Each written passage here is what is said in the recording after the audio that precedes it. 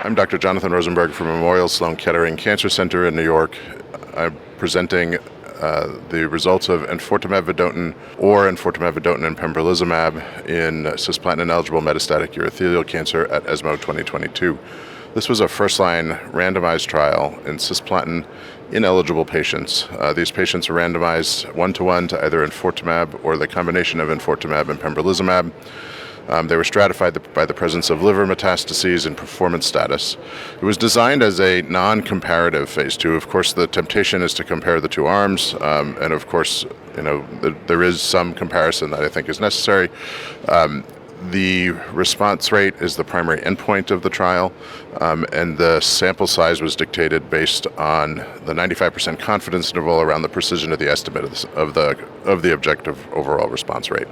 About 75 patients were accrued in each arm, and the primary endpoint showed that 64.5% of patients treated with enfortumab and pembrolizumab had objective responses by blinded independent central review, and 45% of patients treated with enfortumab monotherapy had objective responses.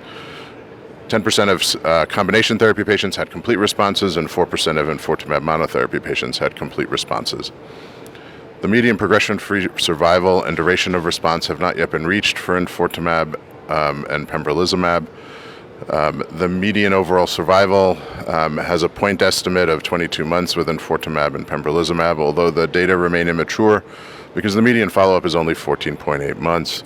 These data compare very favorably and look very similar to the data from cohort A of EV-103, which was the initial exploratory cohort of 45 patients, which showed a 73% response rate and an overall survival of 26.2 months. Compared to conventional chemotherapy in a cisplatin-ineligible patient population, such as the use of gemcitabine and carboplatin, these data compare quite favorably, suggesting that perhaps in the future this may be a first-line option for patients with metastatic urothelial cancer who are ineligible for cisplatin, at least in the United States, where it's possible this may receive accelerated approval by the US FDA. In the interim, EV-302 is a randomized phase 3 trial that's accruing internationally, looking at enfortumab vedotin and pembrolizumab or gemcitabine and platinum chemotherapy, either cisplatin if patients are cisplatin eligible or carboplatin if they're not cisplatin eligible. These data are expected possibly in 2024, and if positive, will lead to full approval potentially worldwide for the combination of EV-Pembro and EV as a first-line therapy for advanced urothelial cancer.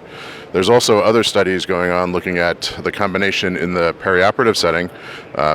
These are looking at it compared to surgery alone in cisplatin-ineligible patients or compared to chemotherapy in patients who are cisplatin eligible. And those trials are also accruing at this time.